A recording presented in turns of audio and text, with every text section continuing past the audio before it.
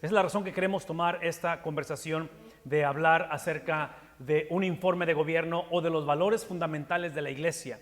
Y lo que vamos a estar haciendo, vamos a estar estudiando básicamente el libro de Filipenses, porque creemos que este libro de Filipenses, como es la mayoría de estas epístolas del Nuevo Testamento, están escritas con ese propósito, con hablar acerca de dónde o lo que es la iglesia, para qué existe y hasta dónde va esto. Ahora, en nuestro caso, empezando este 2022 en particular, es que este jueves pasado, si ustedes recordarán, o a lo mejor no lo recuerdan, estamos tratando de olvidarlo, pero fue el primer aniversario de lo que trágicamente sucedió precisamente en el 2021 con respecto a esa situación tan difícil en el Capitolio. ¿Recuerdan eso hace un año, básicamente? Una situación muy difícil, fue una experiencia trágica para nuestra nación, para nuestra cultura, para nuestra generación, de la cual, como pastores, como iglesia, no es nuestra función hablar de política, pero nuestra función es tener una perspectiva bíblica con respecto a la política. Una vez más, nosotros no hablamos de política. Mi función no es hablar de un partido, de otro partido, de un presidente, de un candidato. Esa no es mi función. Pero la función de la Biblia o de la iglesia o del cristiano es saber lo que la Biblia dice con respecto a la política. Y cuando digo de política, estoy hablando de cosas positivas, que gracias al Señor estamos en un país que hay cosas buenas dentro de nuestro gobierno, de nuestro sistema. Tenemos cosas buenas. Pero es obvio que hace un año, el 6 de enero del 2021, fue algo muy negativo con respecto al gobierno. Y una vez más, independientemente si estamos de acuerdo en lo que sucedió, cómo sucedió, por qué sucedió, independientemente de eso, la función de nosotros como iglesia, como cristianos, como padres, como abuelos, como jóvenes, es tener una perspectiva bíblica cuando algo así sucede.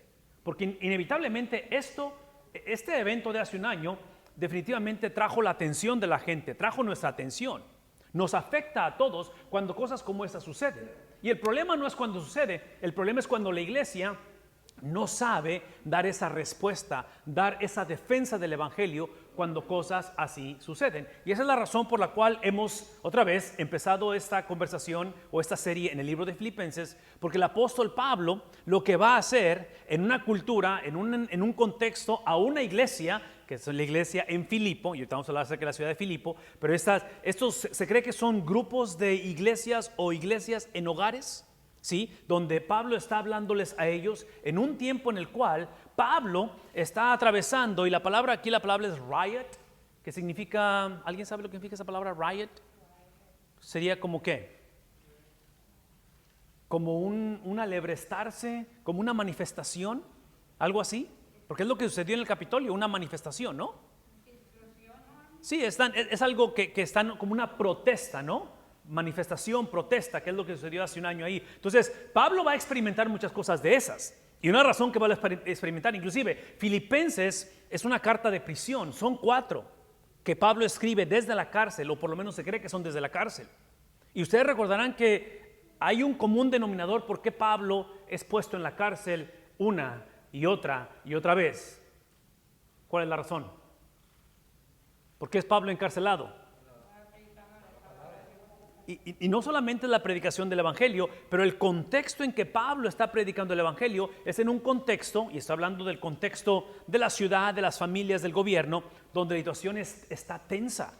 Ustedes recordarán, la muerte de Jesús causó mucha tensión, causó mucha angustia, mucha preocupación, porque el gobierno romano siempre va a estar a la defensiva, porque piensa que comunidades, como en este caso el pueblo judío, se van a levantar en armas en contra de ellos. Entonces, siempre existe esta tensión política, en cuestión étnica, en cuestión religiosa, en fin, hay un montón de cosas que en un momento dado van a influenciar mucho la presentación del evangelio. Y es ahí donde lo que quisiera que pensáramos con respecto a la situación que se está viviendo en el caso de los filipenses, en el caso de nosotros hoy en día, en los retos que estamos viviendo, es precisamente mi argumento sería que así como somos llamados a dar una defensa o una explicación o una perspectiva bíblica de los gobiernos, del papel del gobierno, qué debe hacer el gobierno, somos responsables de dar una explicación de quién y qué es la iglesia.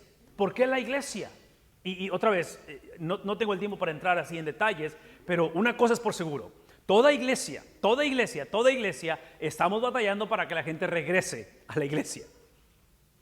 a la experiencia corporal de los cultos en los templos. Entonces, esta es una oportunidad extremadamente importante que no podemos desperdiciarla para que en medio de estas diferentes perspectivas de lo que es la iglesia o lo que era la iglesia o lo que debe de ser la iglesia, ¿sí me explico? Porque todo el mundo tiene su opinión de la iglesia, es la oportunidad que tenemos, y en este caso usando a la carta de los Filipenses para hablar de lo que es los valores fundamentales de la iglesia. Esa es la razón. Ahora, otra vez, quiero poner mis cartas sobre la mesa, quiero ser bastante claro, no quiero dejar ningún margen a que en un momento dado esto pueda causar confusión y sobre todo esto, mi papel no es comunicar lo que yo pienso de la iglesia. Es obvio que tengo opinión con respecto a lo que pienso de nuestro gobierno y tengo mi propia experiencia y tengo mi propio trasfondo de lo que pienso de la iglesia. Ese no es el propósito. Aquí el propósito es ver lo que Pablo dice de la iglesia. ¿Por qué? Porque Pablo es el inspirado. Yo no soy inspirado. Tu opinión es importante, tu experiencia, cómo te educaron, qué dijo la mamá, el pastor previo, eso es importante. Pero ni el pastor previo, ni mi abuelita, ni mi mamá son inspirados. ¿Quién es inspirado? El apóstol Pablo. Entonces, por eso es que la autoridad se encuentra en lo que Pablo dice.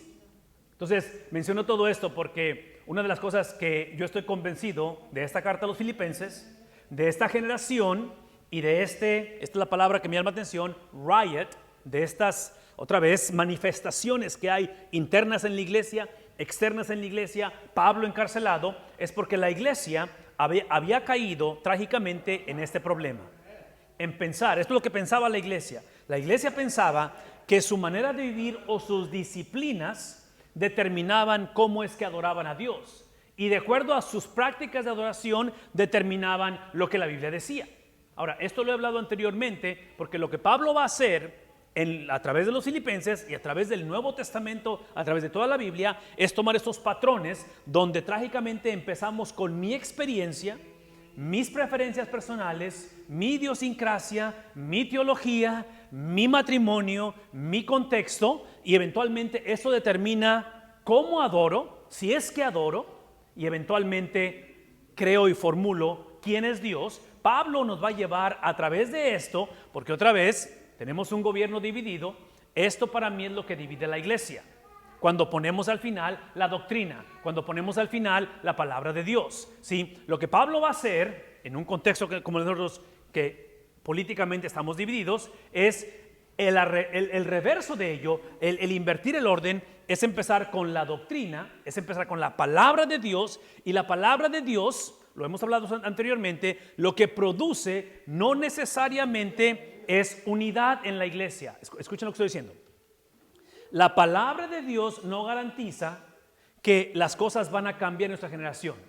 La palabra de Dios no garantiza que la situación va a mejorar. Lo que garantiza la palabra de Dios es formar, crear, lanzar, establecer, como fue el caso del apóstol Pablo, en un contexto de encarcelamiento, produjo una vida de adoración, donde mi contexto, mis circunstancias, mis experiencias, independientemente cuáles sean y cómo sean, se convierten en el vehículo, porque esa es la adoración, se convierten en el vehículo para incrementar no mi adoración, no mi fe, no mi creencia, no mi pasión, mi obediencia, pero para incrementar el objeto de la adoración.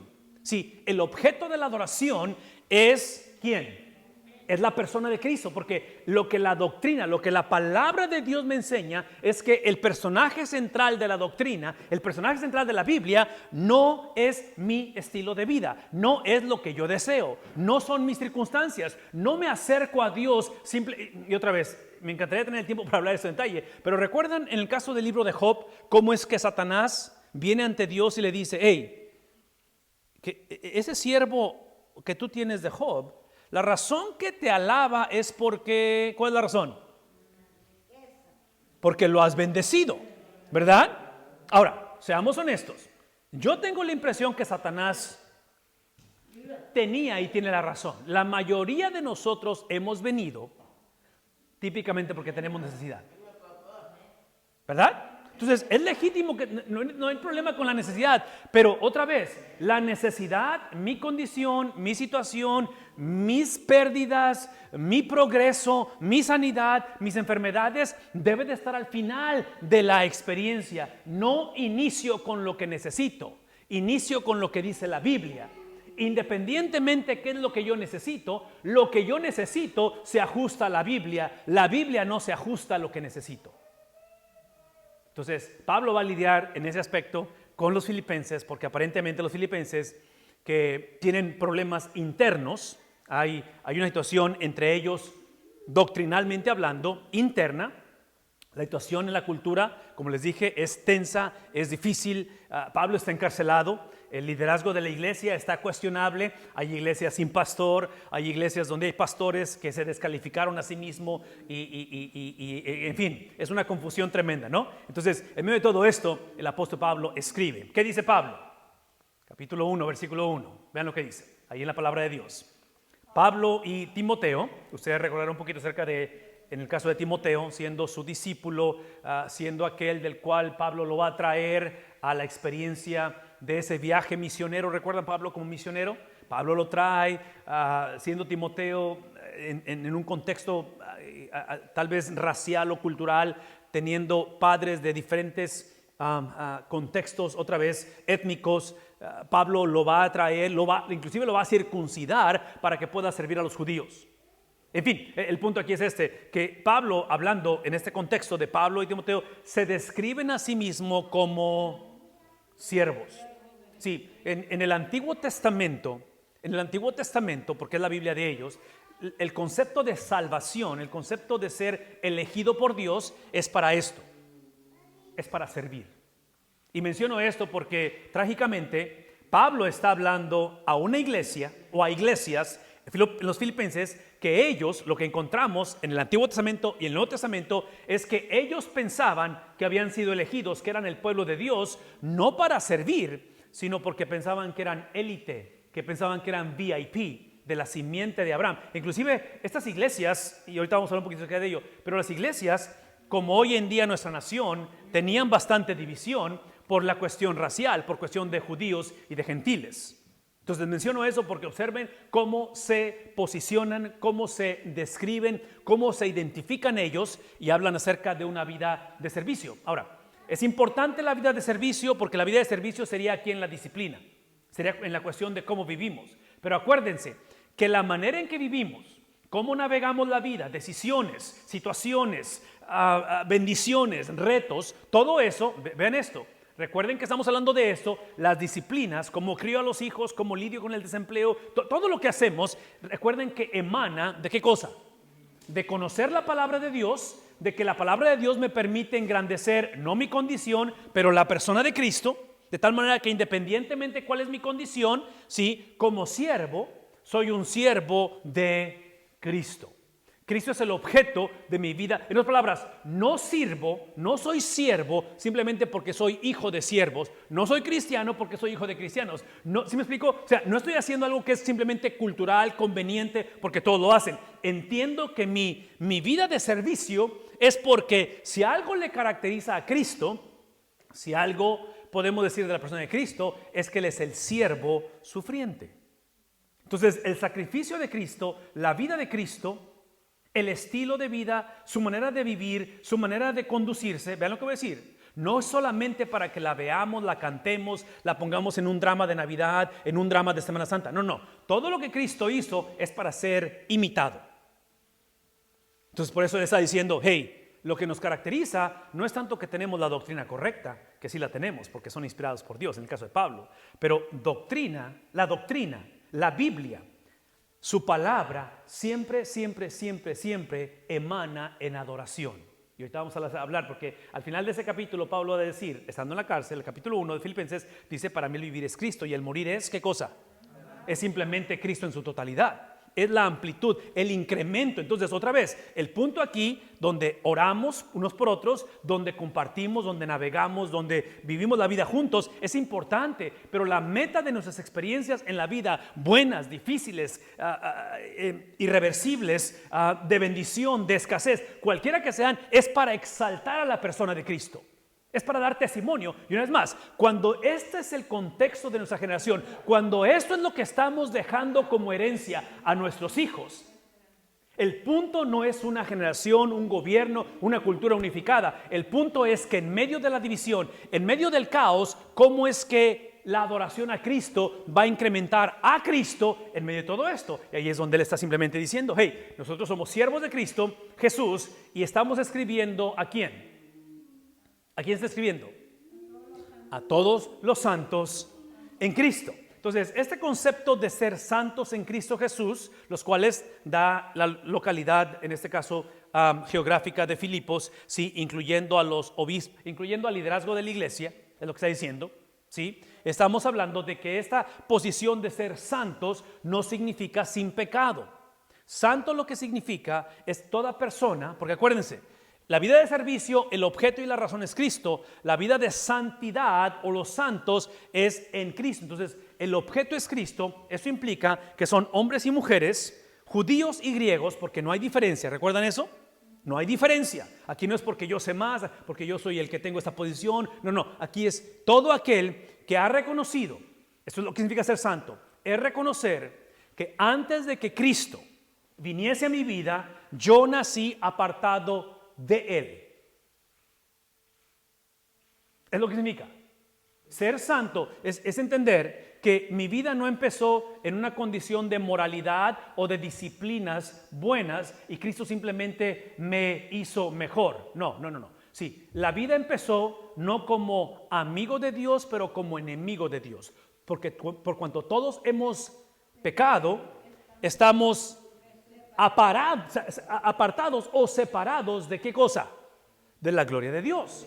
Entonces el que Pablo describa a la iglesia como los santos son los hombres y las mujeres que hemos entendido, una vez más, hemos entendido que independientemente del color de mi piel, el conocimiento que tengo de la Biblia, de quién soy hijo, mi experiencia, soy miembro de la iglesia, sí, no. Empezamos todos entendiendo que todos somos enemigos de Dios, estamos apartados de Dios, pero a través de Cristo ahora hemos sido apartados, dígalo conmigo, para Dios.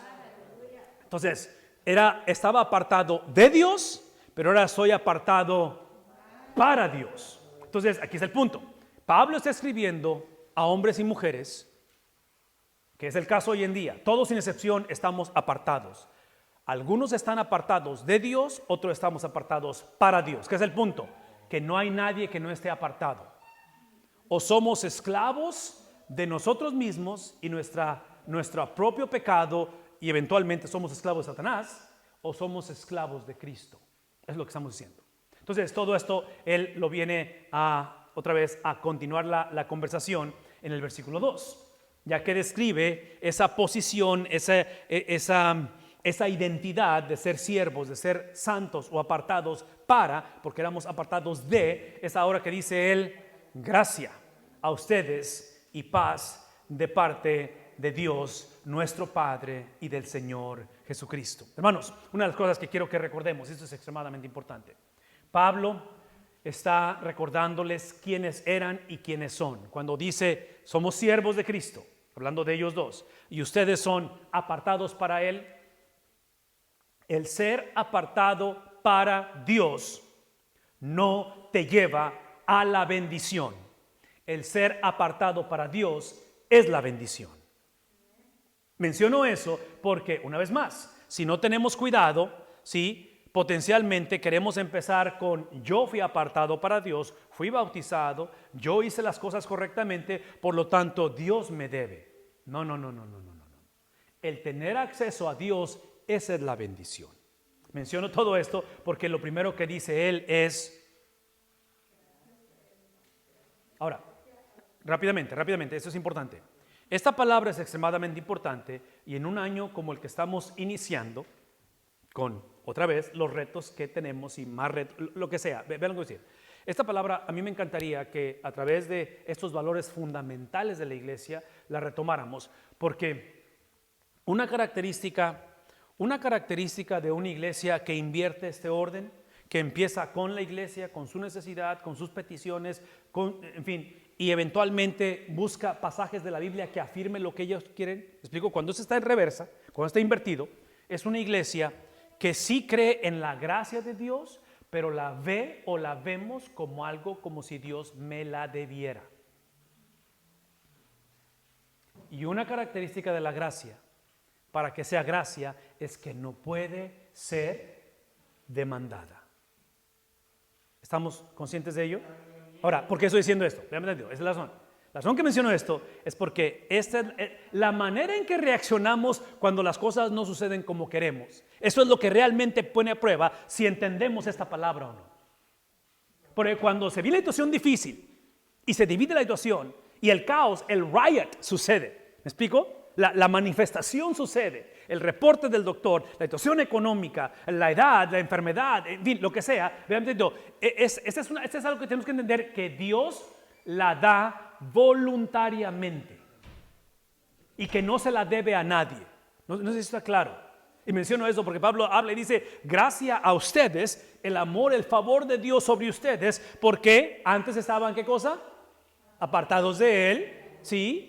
Yo sé que son de la simiente de Abraham y piensan que por ser hijos de Abraham automáticamente fueron apartados para Él, pero no es cierto, ¿sí? Porque otra vez, la circuncisión ya no es tanto física, ahora es espiritual. El hecho de que ustedes eran la simiente de Abraham o son la simiente de Abraham y fueron escogidos, pero ustedes por su incredulidad, Dios endurece el corazón de ustedes para mostrarles que con aquellos que no fueron escogidos, Dios los va a salvar, los gentiles. ¿Recuerdan eso? Y los gentiles son traídos al evangelio y todos los judíos se sorprenden, dicen: ¿cómo es posible? La razón que los gentiles vienen al evangelio es porque ustedes, los cuales debieron de haber recibido, creído, ustedes les caracterizó la incredulidad. Entonces la gracia se ha extendido ¿a quién? Tanto al judío como al griego, tanto al hombre como a la mujer, tanto al joven como al... ¿Sí me explico? O sea, se ha extendido a usted. Esas son palabras completamente revolucionarias, de tal manera que esa gracia se manifiesta en la paz que viene de parte de ¿quién? Okay. La gracia no es la ausencia de problemas, la gracia es paz en medio de los problemas. La gracia no es que Dios va a responder a mi oración cuando yo oro, pido, y lo puede hacer, lo hace, sí lo hace, y Él es un buen padre, ¿no es cierto? Pero muchas veces su respuesta es literalmente: bástate en mi gracia. Está hablando un hombre que está tras las rejas, ¿recuerdan eso? Injustamente, y en medio de su condición completamente difícil, en una condición en la cual es inconcebible pensar en encarcelamiento por predicar el evangelio, él habla acerca de paz que viene de parte, no de la esperanza de un bail bond que decimos, que sería ¿qué? De alguien que me va a sacar de la cárcel, una fianza que alguien me va a sacar. Pablo no está esperanzado que el gobierno va a cambiar, que la situación va a mejorar. Pablo no está esperanzado en que los amigos van a mover influencias y que no. Pablo está diciendo: la paz que yo tengo proviene, emana de aquel que es dueño de todas las cosas, el cual es Dios, de tal manera que Él, y esto es hermoso, esta es la gracia. Gracia, una vez más, gracia no es ausencia de problemas, gracia es paz de los problemas, lo cual lo que hace la gracia, ¿ven lo que hace la gracia? La gracia nos permite entrar y usar un lenguaje de familia, porque ahora Él es nuestro Padre. No es nada más el Dios, no es nada más un Dios, no es nada más el que es literalmente aquel en el cual tenemos unidad, y dice: y del Señor Jesucristo. Ese término de Jesucristo es literalmente el lenguaje o el entendimiento que Pablo va a defender mucho esto, de que Cristo, lo que está haciendo en este pasaje Pablo, y no sé si recuerdan esto anteriormente, pero recuerdan, y debí haberla puesto otra vez, ¿recuerdan la foto del pretzel, de ese pan que es un pan que tiene 3 agujeros? No sé si recuerdan eso. Lo usé la vez anterior, y es para ilustrar que es un solo pan con 3 agujeros. Entonces el Dios, que es un solo Dios, ¿cuántas personas? 3 personas. Entonces lo que está haciendo Pablo, está diciendo: esta gracia y esta paz emanan del Dios trino. ¿Por qué? Porque Él es nuestro Padre, y cuando habla del Señor Jesucristo está usando el lenguaje. Sí, esta es la palabra que en el Antiguo Testamento le corresponde a Jehová Dios. Entonces Él está diciendo: Cristo, que es su título, Jesús, que es su nombre, Cristo es el título porque Cristo es Mesías. El Mesías, que es Jesús, Él es, ¿quién es Él? Él es Dios mismo. Él es Dios mismo. Él es Dios mismo. Es Dios. Entonces, esto es importante porque otra vez es una generación que hay mucha confusión doctrinal en todo esto. Todo esto estamos hablando, hermanos, porque lo que está describiendo Pablo es la posición de la vida de la iglesia, del cristiano. Es una posición que llamamos nosotros en doctrina la justificación. Esta es la manera en que somos salvos. Somos salvos exclusivamente por gracia. Tenemos paz para con Dios a través de ¿quién? Esa es la salvación, ¿no? ¿Sí? ¿Conmigo? Dame un tantito, por favor. Ve. Sí, Pablo no está hablando acerca de cambio de la vida de la persona. Tienes que dejar ciertas costumbres, tienes que bautizarte. Sí, todo lo que está diciendo es esto. La salvación de la vida, la manera en que somos posicionados, que esta palabra de posición, quiero que piensen en términos, no tiene nada que ver con sentimientos o circunstancias. ¿Qué estoy diciendo? Que este anillo, sí, este anillo que representa mi posición legal, legalmente soy un hombre casado. Legalmente, independientemente cómo me sienta, independientemente si el matrimonio va bien, está batallando, si hay separación, ¿me explico? La única manera de deshacer esta posición legal es con otra experiencia legal, que es un divorcio. ¿Qué estoy diciendo? Que la salvación del hombre, vean dentro, la salvación del hombre es una transacción, es una experiencia legal, primeramente. No estoy hablando, otra vez, y no estoy en contra de cómo nos sentimos, no estoy en contra de cómo nos comportamos. Es importante cómo nos comportamos y cómo nos sentimos, pero Pablo está diciendo, hey, necesitamos entender esto, porque la manera en que se ve esto, no parece que yo vaya a salir de la cárcel, no lo sé, Pablo no sabía, no es si la cosa va a cambiar en la iglesia, no lo sé, la cuestión de la vacuna va a funcionar, no lo sé, pero independientemente ustedes están posicionados en Cristo a través de ¿qué cosa? No de lo que ustedes han hecho, es a través de lo que Dios ha hecho. ¿Quién es Él? Él es nuestro Padre. ¿Cómo nos adoptó? A través de nuestro hermano mayor. ¿Su nombre es? Cristo Jesús. Es en ese contexto que encontramos esa posición. Y aquí es donde quiero que pongamos atención, porque esto es lo que significa estar posicionado en Cristo. Posicionado en Cristo implica que tenemos la habilidad de expresar gratitud. Esta cuestión de dar gracias, sí, que Pablo dice en el versículo 3, doy gracias a mi Dios. Una vez más, esta cuestión de poder entablar este lenguaje de familia. Estoy dando gracias a mi Dios siempre que me acuerdo de ustedes. Esta palabra es extremadamente importante porque estamos hablando de lo que produce la posición con Dios. Esta cuestión de gratitud, hermanos, ¿qué es lo opuesto a gratitud? Ingratitud. Que acuérdense, ingratitud esto es ingratitud, es pensar que Dios me debe. Por lo tanto, no me debe de pasar esto, no debe de suceder esto, y más vale que Dios haga esto. ¿Sí me explico? Entonces, lo que hace la gracia es el favor de Dios que me permite expresar gratitud aun cuando la situación no sea muy grata. Entonces, Pablo no está en lo que decimos en inglés la land, no está en un mundo, ¿cómo se dice? Imaginario, en un mundo fantasioso. Pablo sabe la realidad de la situación, pero en esa condición observa que la gracia de Dios es lo que Dios pone en nosotros para manifestarlo en gratitud. Por lo tanto, vean la gratitud de Él, de tal manera que yo siempre, esta es la gratitud, de tal manera que pido siempre, ¿cómo lo hago? Lo hago con gozo. Esta palabra gozo, una vez más, esta es la gracia de Dios. Hablar de gozo en la cárcel es una contradicción de términos. ¿Están de acuerdo conmigo? Es incoherencia, es locura. No tiene sentido que Pablo use esta palabra muchas veces, la repita una y otra vez en Filipenses. En otras palabras, es lo que estoy diciendo. Yo entendería que Pablo dijera esto, pido siempre con gozo ahora que salí de la cárcel. Pero Pablo no está hablando, en otras palabras, me encantaría que dijéramos, ahora que somos la iglesia post-pandemia. ¿Saben lo que es post-pandemia? Que ya pasó la pandemia. Mi pregunta es, ¿ya pasó la pandemia? No. Entonces, menciono todo eso porque la pregunta no es si la pandemia va a pasar. Esa no es la pregunta. La pregunta es si la iglesia va a tener, independientemente que pase con la pandemia. Esa es la pregunta. Es lo que Pablo está tratando de despertar en la vida de la iglesia. Y está diciendo, hey, siempre con gozo, en cada una de mis oraciones, yo pido por todos. Si observan, es un lenguaje otra vez corporal.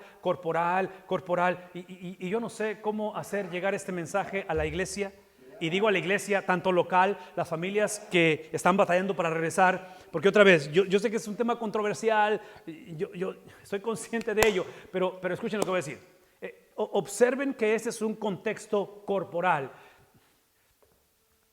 El problema del cristiano hoy en día es que pensamos, o por lo menos creemos o nos imaginamos, que podemos experimentar la gracia de Dios, el perdón de Dios, el gozo de Dios individualmente.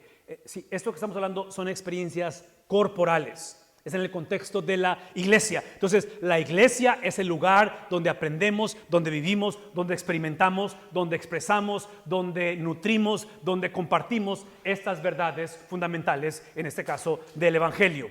Y esta es la razón, dice él, por su participación, otra vez, esa es la razón que tengo gozo, por la participación de ustedes en el Evangelio desde el primer día hasta ahora. No estamos seguros ¿qué es la participación que ellos estaban teniendo con Pablo? O sea, ¿cómo es que eran copartícipes o, qué es la palabra que se usa aquí? Como socios de lo que está haciendo Pablo, pero aquí está el punto. Aparentemente los filipenses, vean lo que voy a decir, los filipenses estaban, ¿qué es lo opuesto a participar? ¿No participar? ¿Tirar la toalla? ¿Me rindo? ¿Apatía? En este caso, agarro mis canicas y me voy a mi casa. Ve lo que voy a decir, eso es importante.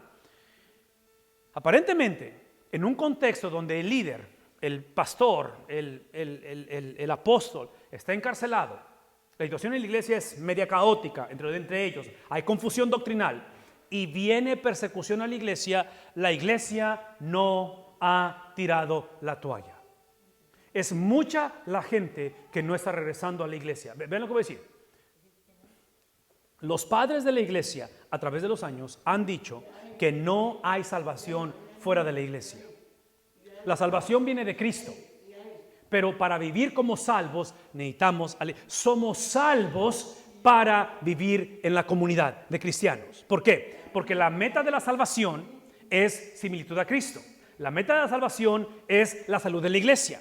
No hay manera de decir soy salvo y simplemente yo tengo mi versión de salvación y yo literalmente pensar, yo te voy a regresar aquí, pensar que la salvación es simplemente mi vida, la manera en que yo vivo, cómo siento, mi experiencia y la Biblia, su doctrina es simplemente opcional y cuando la necesite. Inclusive para eso me conecto en línea o simplemente pido la recomendación de algo o lo leo en Facebook. No. Sí, la salvación implica que yo empiezo con la palabra de Dios independientemente de lo que yo pienso, lo que yo siento, cómo fui criado y la experiencia que estoy viviendo. Todo esto, hermanos, una vez más, aquí es donde Él está dando gracias, otra vez porque ellos han participado, otra vez, la participación es en la expansión de, ¿qué es el Evangelio? El Evangelio es simplemente, la palabra es buenas nuevas, pero el Evangelio es simplemente la persona de Cristo y la obra de Cristo. Una vez más, el Evangelio es lo que Cristo dijo de sí mismo, no lo que yo creo de Cristo. Lo que tú crees de Cristo es importante, pero la pregunta no es lo que yo creo de Cristo. La pregunta es lo que Cristo cree de quién, de Él mismo. Una vez más, la pregunta no es lo que mis hijos creen de Cristo. Es importante lo que la gente cree de Cristo. Es importante lo que tú crees de Cristo. Pero el Evangelio es lo que Cristo creyó de Él mismo. ¿Qué dijo Cristo? Sí, por eso cuando compartimos el Evangelio, no estamos compartiendo lo que yo pienso de Cristo. Estamos compartiendo lo que Cristo piensa de Él mismo. Que esperamos que sea lo que yo creo, ¿verdad? Porque yo intento creer lo que Él creyó. Y el Evangelio es no solamente lo que Él dijo de sí mismo o lo que Él creyó de sí mismo, pero el Evangelio es lo que Cristo hizo por 33 años. Entonces Pablo está diciendo, la participación de ustedes en el Evangelio, de lo cual lo hicieron desde el primer día, en otras palabras, está hablando de esa continuidad, otra vez, esa perseverancia. Dios permita que esta época, esta temporada, este 2022 se nos caracterice no una iglesia sin problemas, no una iglesia con un liderazgo excepcional, no una iglesia con el pastor, no, que nos caracterice una iglesia que no hemos dejado de, ¿qué cosa? Otra vez, de no rendirnos. Por favor, escuchen lo que voy a decir. Si tú eres parte de la iglesia,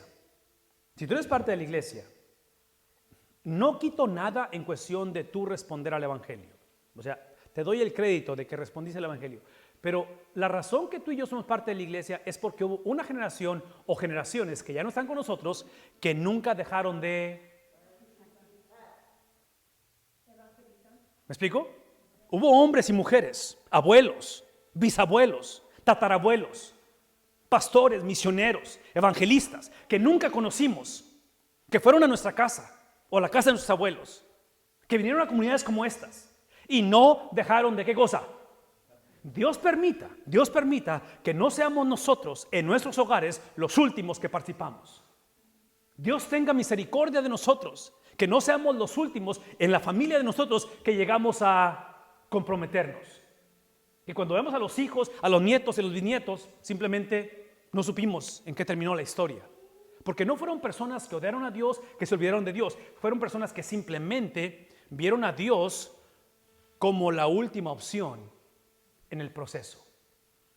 Son personas que se enamoraron de su moralismo, se enamoraron de su idiosincrasia, de sus experiencias, que lo que hicieron es que tomaron la Biblia simplemente para que la Biblia se adaptara a sus condiciones, a sus circunstancias, a sus emociones, a su experiencia, a su testimonio, a lo que les pasó, a sus sueños. Sí, esa no es la Biblia, ese no es Dios. Dios no se adapta a nadie, ¿no es cierto? Dios tiene un plan. Pablo lo está reintroduciendo y es simplemente él diciendo, esta es la razón por la cual encuentro ese gozo, porque lo han hecho desde el primer día y hasta ahora. Dios permita que cuando termine este año y lleguemos a ese momento de celebrar la Navidad, este 2022, nos caracteriza ¿qué cosa? Otra vez, una iglesia participadora. Estoy convencido precisamente de esto. Esto es lo que estoy convencido. Pablo diciendo, es de que el que comenzó, a ver, léalo conmigo. El que comenzó, ¿en quién? No en ti, pero en ustedes. Una vez más, por favor, escuchen. Una característica de una persona salva es que pasa de individualismo, es mi vida, es mi matrimonio, es mi dinero, es mi... ¿Ven el concepto de individualismo? Al concepto de corporalidad, donde ahora existo para la salud de la iglesia. Soy salvo para que el evangelio sea proclamado, independientemente de mi condición. Pablo está diciendo, esto es lo que estoy convencido, de que el que comenzó en ustedes, no tanto que ustedes lo iniciaron, no tanto que ustedes estaban cansados del pecado, no tanto que ustedes simplemente llegó un momento en el cual finalmente, no. Quien los apartó, acuérdense, recuerden la palabra santo, quien los apartó, cuando ustedes estaban apartados de Él, quien los apartó para Él, no fueron ustedes. No fueron la buena conducta y el buen hogar de donde vienes. Quien los apartó a ustedes fue literalmente antes de la fundación del mundo, la conversación entre el Padre y el Hijo, de que el Padre le entregó al Hijo los que iban a ser, ¿qué cosa? Salvos. De que la iglesia de Cristo Jesús es el regalo que el Padre le ha dado al Hijo. El precio a pagar para que ese regalo fuese obtenido es lo que se llama en inglés el ransom. Es el rescate que Cristo paga en un madero, entregando su vida, literalmente su sangre derramada, para pagar la demanda, no de Satanás, a quien se le pagó el ransom, a quien se le pagó el rescate fue a Dios. Quien demandó sangre preciosa, perfecta, fue el Padre, ¿no es cierto? El Padre demandaba un sacrificio perfecto. Quien lo pudo cumplir, quien lo pudo ejecutar fue solamente una persona. Su nombre es Cristo Jesús. Entonces, esa experiencia de literalmente que Él comenzó en nosotros, no inició por un montón de gente que simplemente se portaba bien, dejaron ciertas costumbres, antes pensaban así. No, es literalmente a través de la gracia, la cual es voluntaria, no la podemos demandar. ¿Recuerdan eso? Es por gracia, Pablo dice en Efesios, que sois salvos, no por obras para que nadie piense que ustedes iniciaron este proceso. ¿Quién lo inició? Lo inició Él. Y Pablo está diciendo, yo estando en una condición que parece ser abandono, parece ser que entre más le sirvo, más difícil se pone la cosa. En ese contexto, una cosa he aprendido, que Él es digno de mi confianza, que Él es inmovible, que el gobierno romano piensa que está en control. No, Dios está en control. Los gobiernos sirven los propósitos de Dios. Este virus piensa que está en control. No. Dios está en control de este virus. Dios está usando cada experiencia en la vida del hombre para literalmente desplazar que lo que Él ha empezado en la iglesia, vean esto, la buena obra es la cual Él, ¿qué va a hacer? La va a perfeccionar hasta ¿cuándo? Ok, aquí puedo predicar otro sermón, no lo voy a hacer, pero esta cuestión del día de Cristo Jesús, adivinen de qué está hablando. ¿Qué es el día de Cristo Jesús? Segunda venida. Oh, wow. Escuchen lo que decir. La urgencia de que Cristo venga por segunda. Sí, el problema de la iglesia es que realmente no tenemos pasión ni urgencia por que Cristo venga. Estamos demasiado cómodos en este mundo. Estamos demasiado acostumbrados a los... Seamos honestos. O sea, ¿sí me explico? O sea, menciono todo esto, mándeme. No estamos haciendo nada. Exacto, o sea, es una cuestión donde pensamos que el Evangelio, la obra, lo que Dios empezó es para mi comodidad. Es para que no me pase nada malo. Es para que la Biblia para que la vida y los planetas se me alineen y el horóscopo, o sea, esa mentalidad otra vez individualista. Vean lo que voy a decir. Cuando la iglesia pasa por persecución, cuando pasa por experiencias extremadamente difíciles, es cuando la iglesia clama y dice: Maranata, ven pronto. ¿No es cierto? Ven y endereza las veredas, ten compasión de nosotros. ¿Por qué? La razón es por esta, porque en el contexto de estos judíos, ellos veían la vida a través de dos eras, la era presente y la era que estaba por venir. La era presente es la era de la maldad, empieza en el capítulo 3 de Génesis, Satanás se hace presente, Adán y Eva, ¿recuerdan la historia?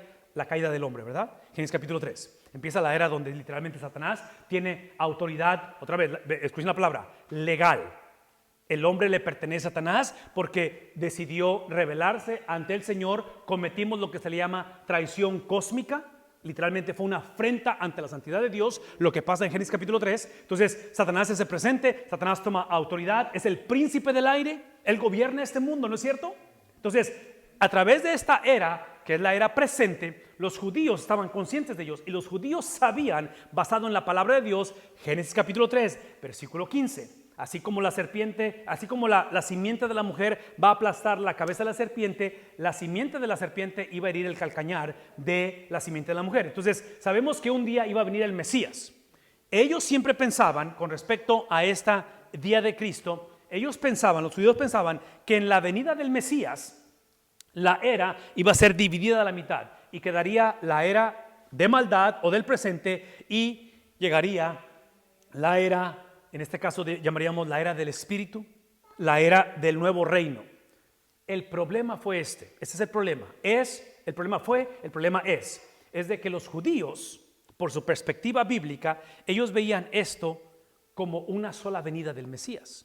Y ellos anticipaban que este Mesías, cuando llegara, no iba a venir como el Cordero Santo de Dios, que viene a quitar el pecado del mundo, o a perdonar el pecado del mundo. Él iba a venir como el León de Judá, que viene a enjuiciar, que viene a traer su justicia. El problema es que Cristo, cuando Él viene, Él no viene como León de Judá. ¿Cómo viene? Viene como el Cordero, viene como aquel que es el siervo sufriente, viene a perdonar. O sea, viene a hacer cosas que el judío no quería que hiciera. Menciono todo esto por lo siguiente: como la venida del Mesías no es una, sino son dos, lo que hizo es que Cristo viene y establece su reino en la era presente. Entonces, el reino de Dios está presente, pero no ha sido consumado. Cuando Pablo habla acerca del día de Cristo, está hablando de cuando Él venga por segunda vez. Pero el reto para Pablo, para la iglesia, para nosotros, es que estamos en medio de las dos eras, porque aunque ya vino, su reino no ha sido consumado. Aunque Satanás es un ser derrotado, sigue siendo el príncipe del aire. Aunque somos salvos, hay una lucha dentro de nosotros, ¿no es cierto? Donde lo que no queremos terminamos haciéndolo. Cuando sabemos que debemos de confiar y nuestra fe va a menguar. Entonces, esa lucha es porque estamos en medio de las dos eras. Estamos en medio de las dos venidas de Cristo. Entonces la pregunta es: ¿qué hacemos al respecto? Esa es la razón por qué estamos hablando de Filipenses. Hacemos lo que Pablo está llamando a la iglesia a hacer. Y es por eso que ahí dice es justo que yo sienta esto. Porque estamos en medio de las dos eras. Porque yo sé que el Dios que inició la buena obra la va a perfeccionar. ¿Cuándo la va a perfeccionar? ¿Cuándo la va a perfeccionar? Otra vez. Escuchen lo que voy a decir. La va a perfeccionar hasta que Cristo venga. En otras palabras, estamos en un proceso de ser perfeccionados, pero nunca seremos completamente perfeccionados hasta que nuestro cuerpo literalmente tome su último y estemos ausentes del cuerpo, presentes ¿con quién? Con el Señor. Entonces, ¿qué hacemos en medio? En medio de todo ello, dice el apóstol Pablo, es justo que yo sienta esto acerca de ¿quién? De todos ustedes, independientemente de las condiciones, porque yo los llevo en el corazón. Pues tanto en mis prisiones, otra vez, esto no es alegoría, esto no es simbólico, Él está en prisión. Dice, tanto en mis prisiones como en la, léalo conmigo, ¿qué cosa?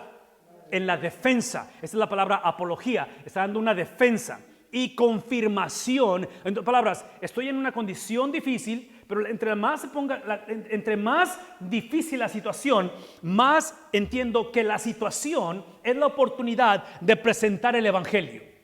De que lo que estoy escribiendo a ustedes, trágicamente, lo que estoy escribiendo a ustedes, la oposición me encantaría que viniera de los romanos, que viniera de los griegos, que viniera de otras culturas, pero la oposición la encuentra en la misma iglesia, está diciendo.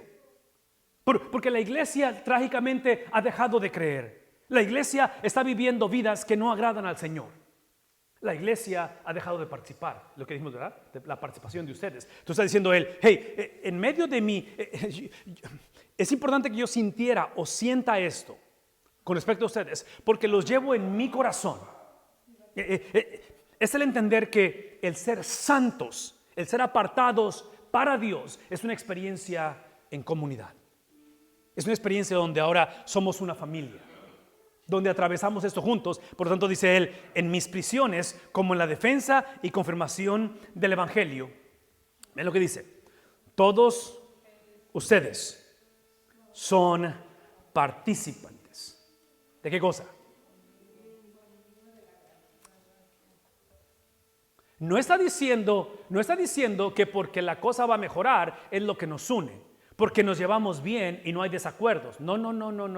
Él simplemente está hablando de la obra sobrenatural, que aún en medio de prisiones, la obra sobrenatural no es que voy a salir de la prisión. La obra sobrenatural es que en medio de la prisión, en medio de la calamidad, en medio de la depresión, en medio de la enfermedad, he encontrado a una familia. De que Dios se ha encarnado, Dios se ha manifestado, me ha apartado para Él, para vivir en comunidad, y en medio de todo ello me da la oportunidad de presentar la defensa, me permite afirmar, confirmar el evangelio, y todos ustedes son participantes conmigo de esta gracia. Ve lo que dice el versículo 8: porque Dios me es testigo. Está hablando acerca otra vez, está hablando de esa experiencia donde está este concepto de testigo. Si puede, otra vez, váyanse a una corte. Es el concepto de un pacto. Está pactando, está creando esa relación donde, y otra vez me encantaría ampliar esto, pero el tiempo se me está yendo. Pablo está tratando de ayudarles a entender esto. El lenguaje que está usando es el antídoto para una iglesia que está siendo esclava de las circunstancias. Que cuando somos esclavos de las circunstancias, esta es la palabra que empezamos a demandar. Es cuando pensamos que Dios nos debe, que no debemos de pasar las cosas que estamos pasando. Sí, Pablo está diciendo, independientemente de las circunstancias, quiero usar el lenguaje legal de la posición que tenemos en Cristo, de tal manera que Dios me es testigo de cuánto los añoro a todos con el entrañable amor de Cristo Jesús. Hermanos, yo no sé, pero estas palabras con las que está concluyendo esta sección, porque acuérdense, esta sección está hablando de la posición de quienes somos en Cristo. No está hablando de que la iglesia está haciendo lo correcto, que la iglesia ha avanzado, incrementado en su fe. No, está avanzando de que independientemente cuál sea la condición de la iglesia, de la familia, independientemente si has venido a la iglesia, independientemente cómo te sientas, si eres un hijo de Dios, eso es lo que significa. Si Pablo no está amando a la iglesia futura o a la mejor versión de la iglesia, Pablo está diciendo, el amor que siento por ti es por lo que Cristo ha hecho en ti, aunque yo sé que no lo sientes, aunque yo sé que la condición está cuestionable, aunque yo sé que algunos están desertando. ¿Me explico? Pablo está diciendo, esta es la certeza que tenemos en Cristo Jesús, que Él me es testigo de cuánto añoro la presencia de ustedes. No es tanto que ustedes me van a sacar de la cárcel, no es tanto que ustedes me van a ayudar, pero simplemente que es un amor entrañable, el amor de Cristo Jesús. Esta experiencia de Pablo en expresar y conocer y tener este amor entrañable de Cristo Jesús. Otra vez, necesito que me escuchen en esto es importante. Aparentemente lo usa o lo ve como el distintivo número 1 de aquellos que hemos sido apartados para Él. ¿Qué es lo opuesto a amor? desamor, odiarse. Yo argumentaría que lo opuesto de amor, que es lo que acaban de mencionar, yo diría que es tolerancia. Es simplemente, hey, pues me casé contigo, pues ni modo que nos divorciemos, pues ahora que, pues ya, bien amarrados. Pues si no voy a la iglesia me van a preguntar qué onda, o sea. ¿Me explico? O sea, esa cuestión donde, ¿ven lo que voy a decir? Esa cuestión donde pasamos de el gozo de servir, ahora tengo que servir. La libertad de decir puedo perdonar, ahora es tengo que perdonar. Entonces, Pablo está recordándole a la iglesia que el distintivo número uno de aquellos que han sido posicionados en Cristo no es la teología correcta, importante que es la teología. No es la doctrina correcta, importante que es la doctrina. No es creer lo correcto, importante que es creer lo correcto, pero es la expresión de que los añoro, que los anhelo. De tal manera que, o sea, otra vez, sueñen conmigo, una iglesia, que este sea su lema en medio de una pandemia. ¿Verdad? Donde o sea, no puedo estar solo. Necesito a mi iglesia.